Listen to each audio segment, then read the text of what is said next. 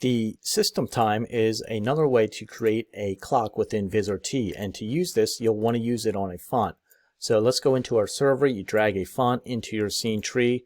We'll go back into our container plugins. Within the tools folder there is the system time, and we can drag this right onto our fonts here. And when we go into the system time, we have this HMS, which is all set to capitals, stands for hours, minutes, seconds, and the format above it gives you a key as to what each thing can be. So for instance, if we type in a small a, you see we get the abbreviation of the day. If we type in a capital A, we get the full name of the day, and so forth. So there's a small b, which gives you the month, and a capital B will give you the full month. There's a small c, which gives you the date. There's a small d, which gives you the day. There's a capital H, which we already have, and you can see that stands for the 24-hour clock. There's also a capital I and a small I, and the small I represents the hour as well. And then we could keep on going down the line here, so you can experiment with what each one of these does.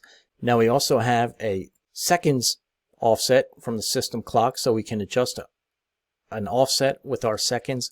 We also have an hour offset that you can offset either up or down, and then you have your system time zones that you can show as well.